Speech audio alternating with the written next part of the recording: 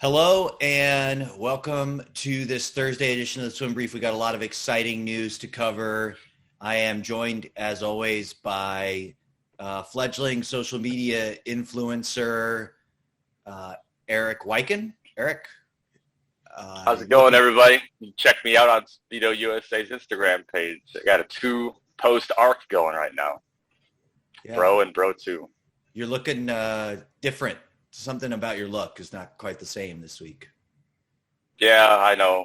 I just got to start doing it. I just got to start looking the part, Yeah. This also helps in public. People don't recognize me. Well, that's the thing. Yeah, because we've been keeping your location secret, obviously, because of that. Yeah. And I'm joined by, he was actually number 44 on the list of potential next Auburn coaches, but of course they had to edit it down, to fit it in. From the Pacific Northwest, Joel Rawlings. Joel, how are you?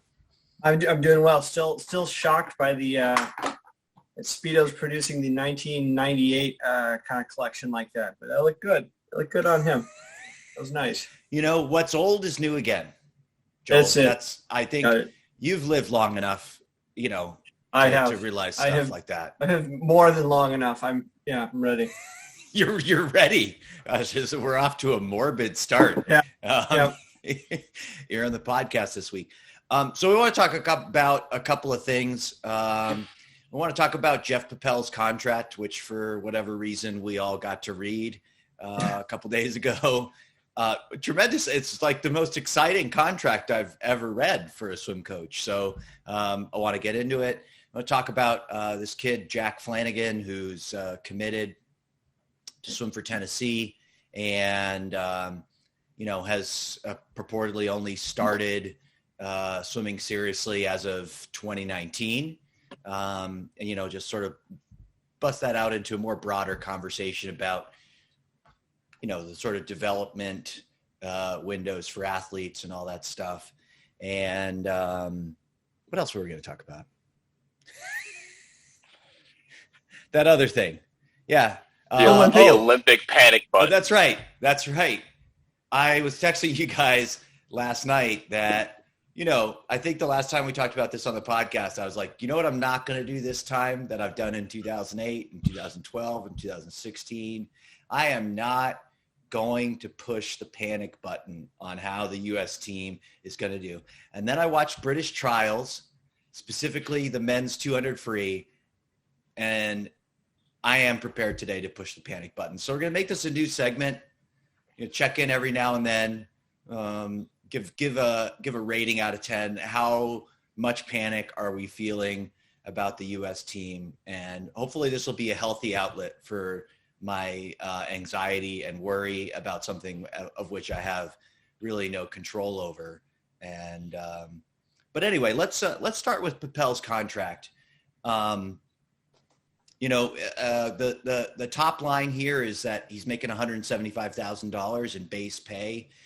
We know through SwimSwam's reporting that McGee Moody was making about $130,000 in base pay when he left. So it's in that sense, it's a giant jump in terms of how much they're paying the head coach there at South Carolina. It's a big salary for a swim coach, and it's got a lot of, in my opinion, gettable incentives in there that can bring that pay even higher. Joel, just compare and contrast this South Carolina contract to your last contract at the University of Wisconsin-Whitewater. Amazing similarities. Amazing. It's just, if you just move the zero over a couple spots, spot on. Yeah. And you also had incentive structure to, like when Amy Spey won a Division III national championship, you got a big bonus, right? I got new covers for the starting blocks. So that was a bump. That was my bump. And then you sold them to somebody else so that you could get the money, or? Yeah. And then we just keep on reselling that. So eventually we could get a bus ride, maybe get to Golden Corral for some all-you-can-eat action. Yeah. What did you think looking at this contract, Joel? I think I've got a little different opinion on some stuff, I guess. Maybe that's why you had me here. But I look at that and like, let's see, a guy's been doing this for 30 years. He's at the top of the industry. He'd be an expert in the field, and he's getting $175,000. And all of us are sitting there, ooh and ah, and it's like, I remember coaching at Whitewater and thinking, man, if any of these kids end up making my salary, I'm going to be pissed off at them for not trying harder in their life. We're all so excited about 175. It's like, I don't know, that kid on YouTube is making 11 million. I mean, it's the SEC. They got the ATM over by the football machine where they just print money out. Just come on. It's like they have the ESPN contracts. Money's a different thing. I don't know. I think I think part of it also is that coaches, that ADs don't really know what coaches do and don't know how to value what they're doing. And so they just kind of incentivize it with things that they understand, because they're all like, well, how many wins do you have? It's like, well, wins aren't really that big of a deal in swimming. It's about, accumulating and then having the end of the season performance. Like, all right, tell you what, we'll just put all these bonuses in place so they'll know if you're doing good or not, Quick little story, when I was working in this one parent was coming in to yell at the head coach. And so he comes in, he's like, I think you're doing a really good job. And so the head coach is like, that's awesome. I really appreciate you. Let me just hold you up there. It's like, but how would you know? He's like, what do you mean? It's like, well, how would you know if I'm doing a great job? It's like, you had a high school coach and a college coach. So that's 2 coaches, maybe an age coach. That's 3. So really you have a comparison of 3 other people, not a huge sample size, but I appreciate where you're going with this. Please continue. Right. So the idea that if you take away the idea that you don't know what the good is, how the hell are you going to tell me I'm doing a crap job too? Because you don't know. Right. And it's the same thing with most ADs. They've got no idea how a coach is doing versus anything else. And so I think they put all these benefits in. So the nice thing is, like you said, is they're actually achievable little markers. But I think that's the problem with our sport is so few people really can judge how we're doing. Right. For hopefully a more, I hear you. I mean, I still think you thought that was a little all over the place for an answer. No, I mean, no, it's okay. Gosh, get the guy with the green hat on. Go ahead. No, yeah, go ahead. I'm going to switch over to the guy with the green hat. So, so I don't alienate every single one of my swim coaching listeners who make less than $175,000 a year, and aren't like, so that they don't just stare down into their, 4th cup of coffee this morning as they listen to this and go, wow, Joel really cut deep there. Maybe I should get out of this profession. Erik, this is a good contract, right? I think it's an awesome contract. I think so. I mean, are some coaches grossly underpaid? I don't think any of us are going to argue that. So to Joel's point, yes, there should be more money there. Whether or not it's ever going to happen is yet to be seen. So if we're going to keep it within this bubble that we have, getting a $45,000 raise over the last guy is great. I don't know what he's making at Florida, but I assume it's got to be. He was making 160 and had a car. Okay. So yeah, and then there's talk of him getting automobile stipends as well. But these bonuses, like you said, are fantastic. I think it's great that he has actually really near-term bonuses that he looks like he's going to get. And then some of these are fantastic. Like if he does punch it out, I mean, we're looking at 61 and 17.5. Just if he wins NCAAs, he's obviously going to probably get Coach of the Year. So those are almost kind of essentially the same. So you're looking at a $79,000 bonus for winning the whole dance. But this is exciting, and it's great to see, because then any other college coach that's out there that's in some kind of athletic department structure, there's whether or not all these numbers are going to be there, like with Joel, there's going to be a bunch of zeros lopped off. But is there something there that can entice coaches to work towards this? But again, this is also the SEC, where winning is everything.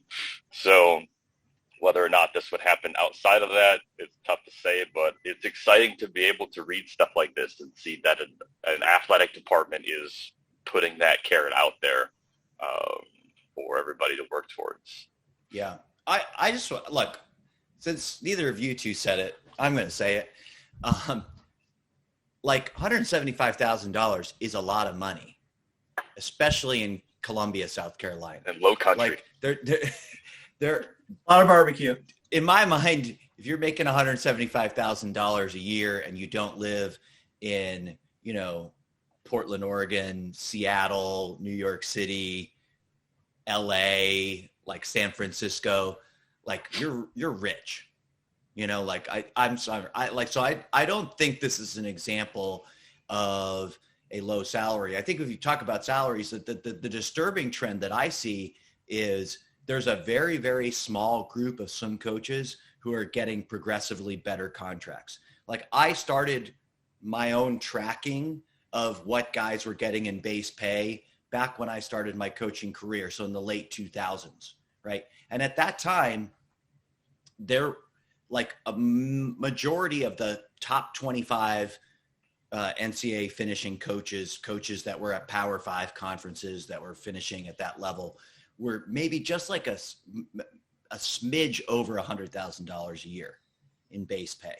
Now, some of those guys are like, if you look at the SwimSwam announcements, like Jack Barrowley's making $350,000 a year, like Matt Kredich signed for, $200,000 a year. Like some of those salaries have grown a lot. But we haven't seen a trickle down. Like I think, your average mid-major coach is still, those are the people who are like really, really, really underpaid. Especially because they're being asked to compete theoretically with the schools that print money, and the job has grown and grown and grown, and yet they're in many cases like the salaries of mid-major coaches lower than the assistant coaches at some of these schools. Yeah, I think I don't want to make it sound like it's a bad contract. I mean, it's a great deal, but it's just for everyone to kind of stop for 175. But what happens in a lot of those schools is they start to go, what are your peers making? I know when I sat down for some of my interviews, it was always like, what are your peers making? So they call around.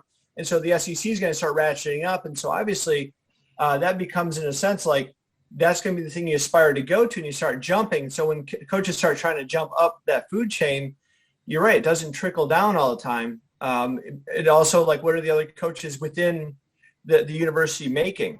So obviously if you're somewhere like a mid-major, you're not going to make more than the basketball, football coach or whatever else. Right. And if they're below 175, then you're not going to aspire to that either. Again, it's when you're talking SEC money, it's like, might as well be, Disneyland dollars or something like that, because it just doesn't make sense to any other swimming coach in the world, because they just have a different dynamic. Yeah. All right. So let's pivot to talk about this recruit. Just want to sort of go over this a little bit. His name's Jack Flanagan, swims for Nashville Aquatic Club. It said he only swam during the Tennessee high school season in 2018 and 2019. And then in 2019, he began to train with a club year-round for the first time. He started with one club, switched to NAC. The first club meet he swam was September 2019, 22.9 in the 50 free, 49.6 in the 100 free. And then it walks through a progression of meets, and eventually he ends up as a 20.4 50 freestyler, 44.7 in the 100 free. And I guess the question that I'm really thinking about here is, is this an aberration, right? Is this just sort of like an outlier case, or is, and I already see Joel smiling, so I have a feeling like we're going to get a good answer from him. But is this an outlier case, or, is it also some evidence that like our whole developmental model doesn't really make sense, and we could just wait basically and have kids get serious very late in high school and they would develop to essentially the same level? I'll go to Erik first. What do you think? Yeah, I think there are more cases of Jack Flanagan than we would like to believe. I think it's one of those things that, by and large, within the coaches population, that puts the emphasis on the super long-term development, the doubles at whatever age, and doing all of these things. And when a kid comes around like this, it's just like, oh, he's just a natural. he just has this innate ability to connect with the water. And there may be some truth to that, but how did he get there? It's not like he was just a land animal until, that one day, and then all of a sudden nothing. He had some exposure to the water, but what kind of exposure was it? Was it play? Was it just him exploring it and his feelings and feeling within the water? And I certainly would like to believe that there are a lot more kids like this, but are we actually catering to them in any way, shape, or form? Are there enough programs that have a group for a kid like this who may think about just getting ready for the high school season and then swim the high school season? Chris, you kind of have a group like that. That is essentially the group that I coach. That is your group that you're running, and we had one of those at Woodlands, and when I was at HLA in Nebraska, didn't have a big enough senior program to have a secondary group like that. So that was within the group, and those kids just kind of came around in the fall to get ready for the high school season. But coming back around to it, I think the more often we see some of these things being published, the more the conversation really should be happening. Like you said, with the developmental model of this, we have to have these milestones for these kids to be able to hit it. And should we be looking at not necessarily saying don't swim, but here are the list of 6 to 8 activities you want your kids to go through. Like by 8, maybe they should have gone through a tumbling class.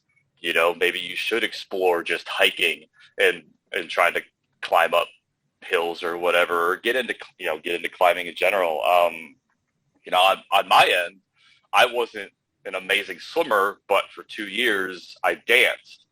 So after those 2 years, like being able to pick up rhythms and timing and feel all that in the water was just natural, because it was 2 years of everything was on a specific cadence. You had to understand where things were, and if it wasn't working, you felt it and you heard it, and you had to repeat things because you weren't feeling it and hearing it. So just being able to have those outside experiences lend itself to that. And yeah, maybe we should just look at throwing everything out and starting over.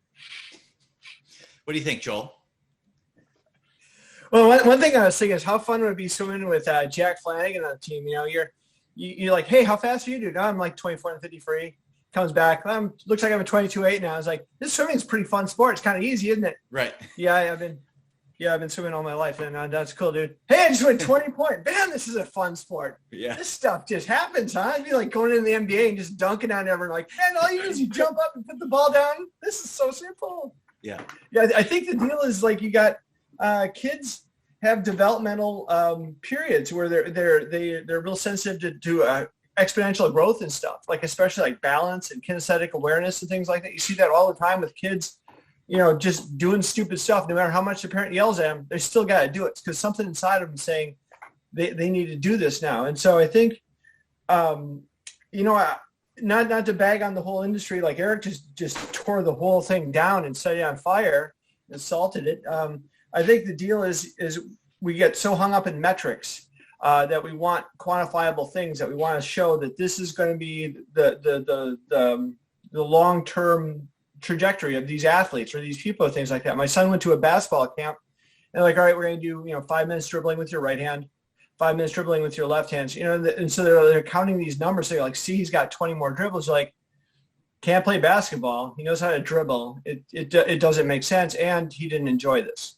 And so I think the deal is we've got certain metrics that we always seem that we have to do. Almost like we have to kind of justify. Like I guess the first thing I said, where we have a bunch of people that don't really know what you're doing, and so they want to see certain results. And so the thing is with this is it's a lot of things going on with different kids at different stages of development. Rather than every 8-year-old's got to be having this, kids just development at different rates, and that's just how it's going to happen. And obviously somewhere along this line, the guy figured out where water is thicker, how to move through water, how to move his body through things.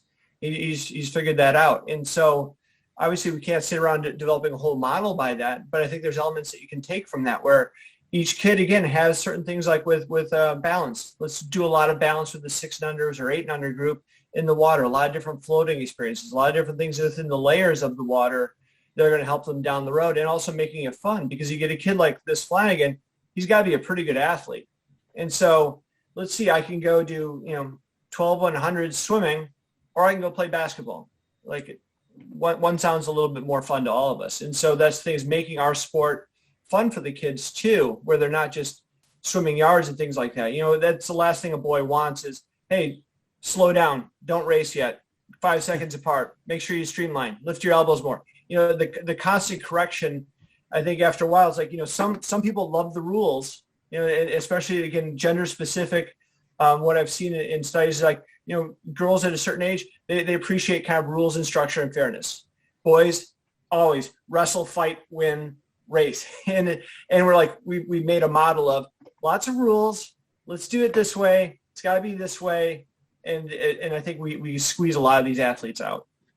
Yeah. I mean, I guess I think, like, I look at it that there is, I mean, if we abandon the business model of swimming clubs in America, if we don't have some kind of focus on long-term development. I think the moral of this story, and the best example, I think the best Jack Flanagan example of all time that I know of is like Ed Moses. Like, I remember that Ed Moses was basically not a year-round swimmer until very late in high school, and then he won junior nationals. Like, he went and beat everybody, and then he got up to like Olympian level in breaststroke.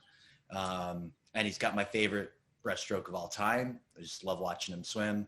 One of my favorite videos of all time is him doing a short course meters world record, like 202 or 203 in the 200 breaststroke. And he just looks so, like, everything just looks so graceful and beautiful when he's swimming it. And, I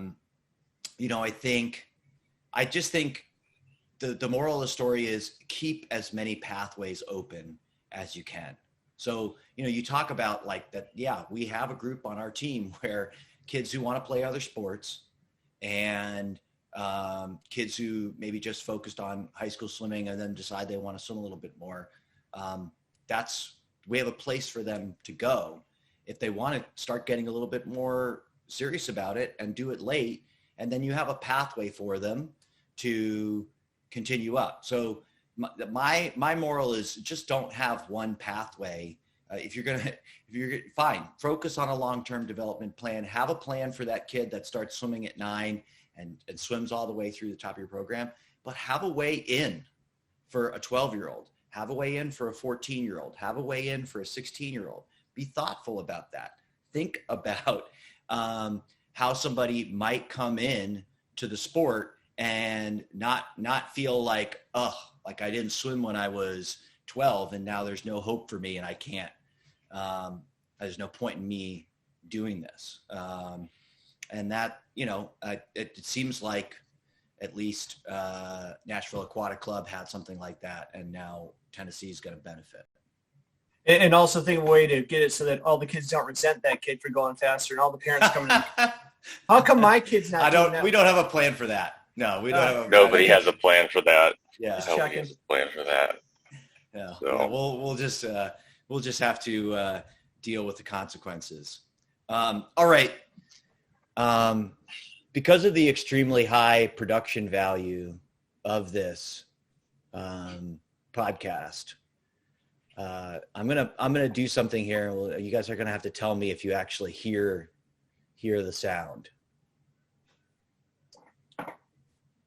Did you hear it? No. Oh man, I'll have to put that in post. Okay, I'll edit that in. You'll figure out how to do that on the fly too. Awesome. Sure. I found a panic button that I could push. So I guess I'm going to get started on this next topic. And I introduced it off the top, like what is going on. This is the time of year where I always tend to get a little bit worried.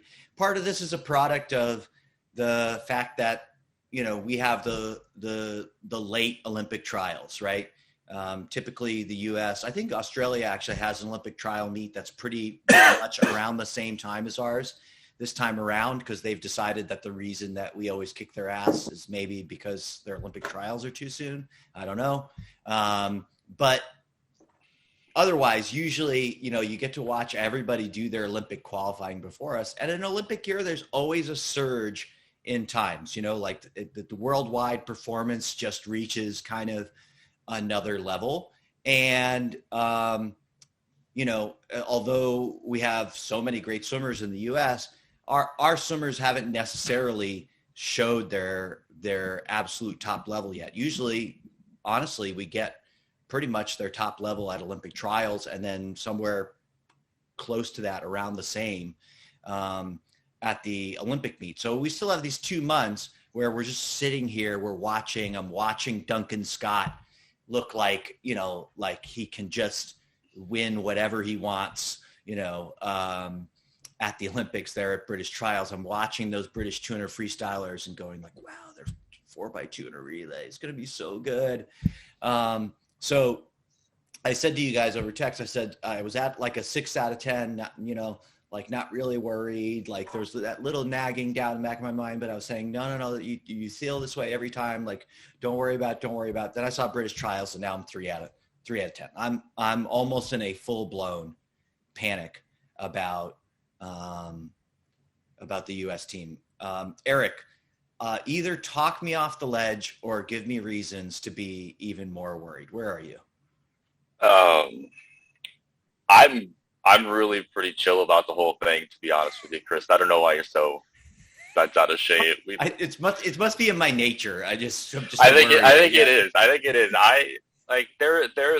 There's always a little bit of concern. It's not like I'm a 0 out of 10 when it comes to being a fan of U.S. swimming. It's just always that anticipation of when the U.S. team gets their chance in June, because we're seeing all these other countries and some of these big swims here or there. We had that when the Australian men in the 100 freestyle, they were blowing it up, McAvoy and that whole crew, and we were just like, what do we do? 47-0 or whatever it was. And it's a little bit of anticipation to see Great Britain come out with this 800 free relay, which is really going to come out to be a fantastic race. And because it's not always been that way. Right. U.S. has just had the depth, but it's pretty clear now that they have 4 guys 146.0 or faster with more time to get better. It's going to be all the more exciting. But no, it just seems like for whatever reason, the U.S. seems to be able to get it sorted out, and it has everything to do with the gravity of our trials. If they can get through that pressure cooker, the Olympics are always easier. So those swims are going to happen, and then it's just a matter of not every other country, that big assumption. It just seems like that's shifted for everybody else. Right. Their trials process is so much easier that they don't have that weight early, so then they don't compete as freely as they do, and vice versa. And to see Australia go to our schedule, it's going to be interesting to see how that all pans out and if it works. Because if it doesn't work, I don't know what the hell they're going to do, because they've tried everything. I don't know if they have the patience to go another 3 years of doing it with the late trials, because they've had a lot of issues over the last 5 years. I think, by the way, just let me insert an Australian opinion in here. Hopefully all the Australian listeners will really enjoy my opinions about their swimming federation. I feel like at some point in my life, I was thinking like, oh, wow, they must be so much smarter down there in Australia. Like they have so much of a smaller population, and yet they're, basically just as good as us at swimming. They're right up there with us. And over time, my opinion has shifted to they have no idea what they're doing. They're flailing around. They have a bunch of talented swimmers, but they could have a more incompetent, and this is coming from me, chief critic of USA Swimming. They could have a more incompetent governing body internally. It seems more chaotic and more like there's just people, shooting out in every direction. Who knows? So I don't think I brought that up because I don't think the trials difference is going to mean anything. I think it's a cosmetic change, and they're still going to have the same problems they had 5 years ago. Is it just our American can-do spirit? Like we just don't give a damn, and it's the expectation that it's going to happen, and then there's just that fight. Is it 250 years of? We do have one.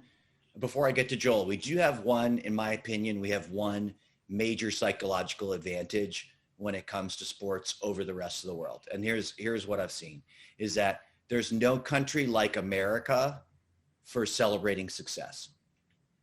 Okay. In Australia, they have a whole culture around chopping down successful people. They call it tall poppy. Okay. In Denmark, they have a whole culture. It's called Jante's Law. That's all about like, and I'm paraphrasing, and I actually do have Danish listeners going to be like, you didn't explain Jante's Law right, which is a perfect example of Jante's Law. Okay. And, that'll be like, that's about, you're not better than anybody else, no matter what you've accomplished. Right. So I feel there's something uniquely American where we're like, we're the best and you are so awesome for being the best. We have an incentive structure, for being the best. Joel, what do you think?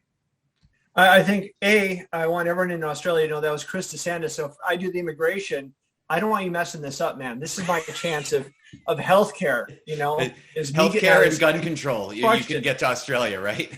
Yeah, you destroyed that, dude. But I think you're absolutely right on a lot of these issues here. One is I think the Olympic movement in the United States, we have this global idea that everyone's on the same page as we are. It's pretty unique in the United States how the Olympics is, where it's once every 4 years. This is your one chance.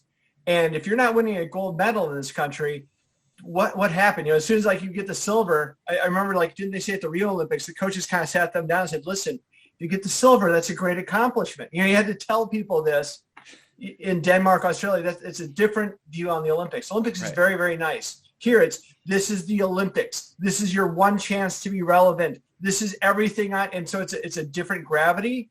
And the U.S. has always done a great job of stepping up on that and doing really well on relays. And that's one of those things where, so we're going to just keep on, that's going to be our model.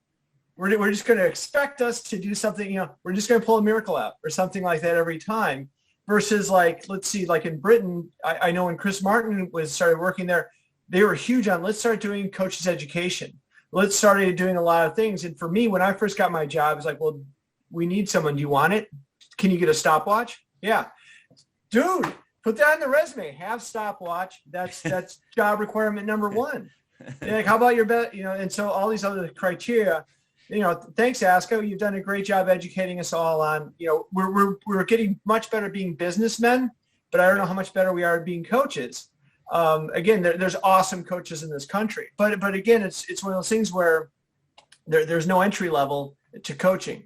And I think that's 99% of your podcasts are based on that fact that we don't have a lot of other things that we really should have if we're going to work with the youth of America. Sure.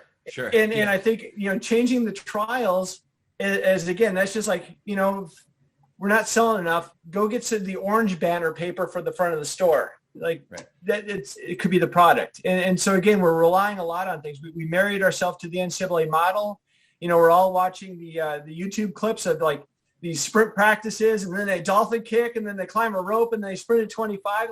How did that 409 go after that, or the mile, or anything like that? We married ourselves to these YouTube clips. We've married ourselves to the NCAA model. Then I'm like, okay, well, if we're going to go that route, then we should be kicking butt in the NCAA events of the 100, the 50, and the 200. And right now we're relying on Nathan Adrian. It's like, come on, buddy, let's get one more good swim in you.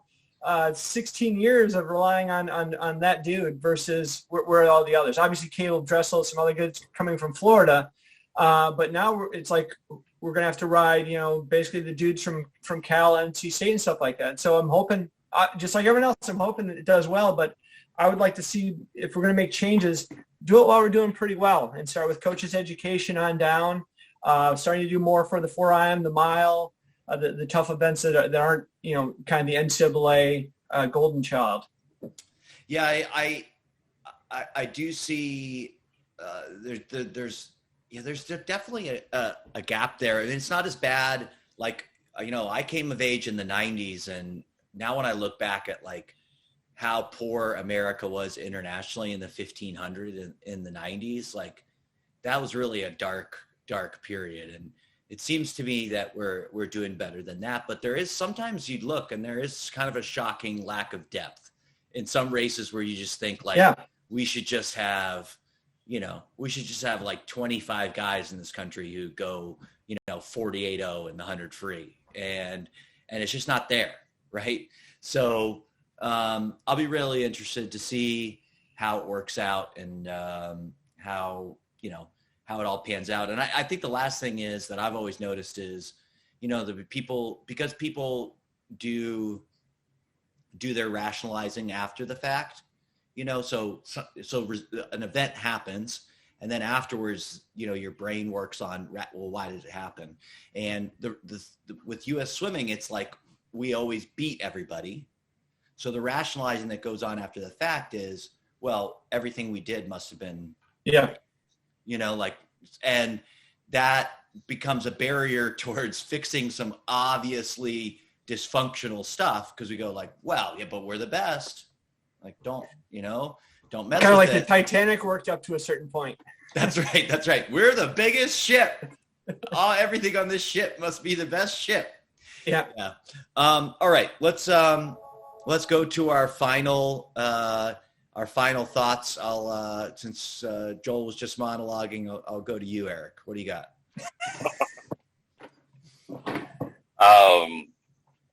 No, just thinking about what we all talked about today and thinking about, the different models, whatever it is, supporting kids, and just thinking about the experiences that I had as a coach most recently in being okay knowing what you don't know and understanding that and coming to grips with it.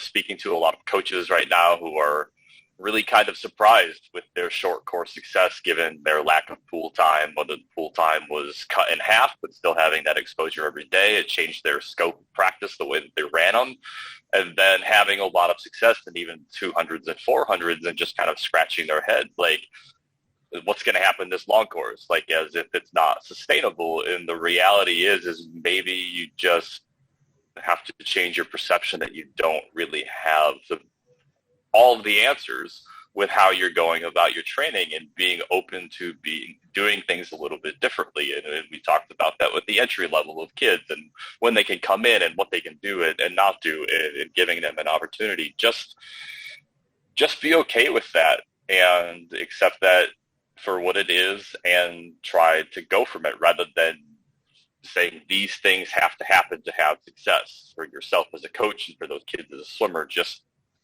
accept that you don't have all the answers and it's really can be freeing. It's going to be scary, but it's also very freeing and it just go with it and see what comes of it. So don't freak out when your kids don't have 20 hours of water time this summer and they're not going to be able to close that third 200 of the session because it's just hard, regardless of what you're doing. Just be okay with not having all the answers and try to just do your best with it. Yeah, I mean, there's a lot of power in just being able to say sometimes, like, I don't know. I've found myself saying it more and more these days. Instead of, me just sort of like fumbling around for some answer that you're telling somebody what I think they want to hear, just, I don't know. Joel, what kind of wisdom do you have left, if any? I never had wisdom. Just BS. I think one thing I guess I've reached the boiling point of like, you've got to have like the 50 meter pool filled with Evian water. It's got to be 8 feet deep. It's got to have it's like, I think we've gotten a lot away from just kind of racing a little bit, where you have to have the state meet at these pristine palaces, otherwise like this isn't a state meet. It's gotten that level. Again, I think I talked once about the professionalism of the sport. At the college level, I can't recruit. My pool isn't nicer than anyone else's. Then at the age group level, we couldn't swim fast. This pool was outdoors. This pool was, 25 and a half yards. Like, again, I think we need to kind of also get to racing where I think we put so much on, well, you got to get these best times, and not only just best times, as the only marker of improvement. It's like you've got to hit these times, otherwise you're not within this range. And if you're not in this range, then you're not going to do well in high school. And if you're not going to do well in high school, you're never going to get a college scholarship. And so we keep on talking about the intrinsic value of the sport, but we keep on putting it on. You got to have these times.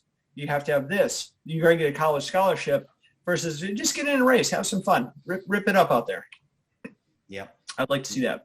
Yeah, I mean, I was talking with our Tasmanian uncle just recently, and we got into a whole riff on just playing basketball, and how many sports force you to just be reactive to like what another person was doing. And I told him about a whole spring where I'm not very good at basketball, but I spent trying to get myself better at basketball, and all I tried to do, because I was playing against guys that were shorter than me. And so I knew, like, if I knew how to do anything close to the hoop, like I could score.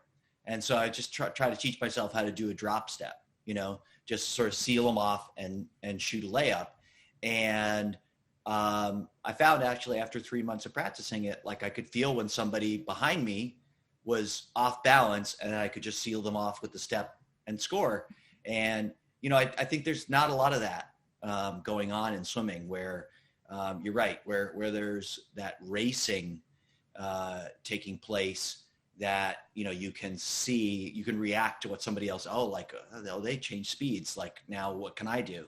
We're also on that same topic. Yeah. I'm sorry, the same topic. The other day I was taking my son somewhere, and I saw this one guy outside of the basketball place, where he's just kind of working on the same thing. He's working on like a drop step pop-up shot, and he's got like on a street corner doing this. And, it was doing that for like 5-6 minutes. And all that was how he's feeling. Does he feel like this is going to be effective? He wasn't stopping on, hey, coach, is my elbow high enough? Was I getting a deep enough catch on that?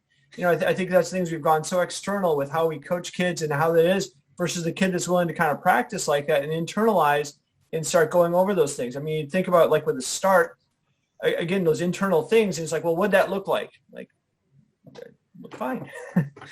And so I think that's the things we need to kind of go over a lot more. I remember, I think I told you a story about Lars Frolander, like spending an hour almost just kind of doing a start, and it was just him doing it. A bunch of coaches kind of getting him water, drying him off, fanning him a little bit. And he was like, all right, I'm good. I'm out of here. Right. Not a word being said. It's just one of those things, again, where we don't spend enough time on just them internalizing what's going on with the water, kind of getting back to that Jack Flanagan story. Yeah. All right. My parting shot, I want to reference an article that came out yesterday. It was all about the University of Denver. They recently had their streak of conference championships broken, and it was noted in the article about that they were down some swimmers. The following up to that, SwimSwam did a little bit more research and discovered why Denver's roster was so thin. And so this article details how they had a group of athletes at Denver who went against the athletic department, team policy, whatever, COVID policy in the fall, had a big college party, and that they were disciplined for this. And as a result of that discipline, some of them were not there because of that. And some of them, decided like, I'm going to get out of here because of, I guess I'm making some assumptions on them, but like, because I got punished. Right. And I just want to bring this up because, somebody sent it to me and like was saying like, what does somebody have is this like a hit job on Alicia Hicken Franklin, who coaches University of Denver? And I hope it's not. I mean, when I read it, I of course I immediately think like, of that athletic director. How supportive is that athletic director of a coach just holding kids on the team to account for what is a team rule? I know I've talked to so many college coaches. This has been a huge challenge for them, managing all the sorts of hoops and rules and stuff around COVID, and trying to keep their team running and keep their team safe and keep themselves from getting shut down over the course of this season. So I hope that the athletic director is supporting her in that. It was a hard thing that she had to do. It was a tough line she had to take. And, obviously it has bottom line result implications for their team here in the short term. And maybe even has a little bit of a longer tail because some of these swimmers that have left were some of the best swimmers, best performing swimmers on the team. So I hope that it's not a sign of things to come. And finally, I want to follow up on something else that's been discussed on this podcast. Thank you, producer Erik, for pinging me about this as I go. I had Matt Leach on my podcast a few weeks ago, and I apparently did not do enough research to find out that Chloe Larson, who won Pac-12s in the 50 free, actually did not have an Olympic trials cut. And so she's just swum in a long course meet. She made a wave 2 Olympic trials cut. She's, I think, ranked 12th in the U.S. right now, 25-2 in the 50 free. So congrats to Matt. Congrats to Chloe. Excited to see Chloe compete and keep this going in Omaha this summer. Thank you to everybody for listening to Swim Brief. Thank you, Joel, and whatever his name is, the social media guy, for contributing. And we'll see you next week. Thanks.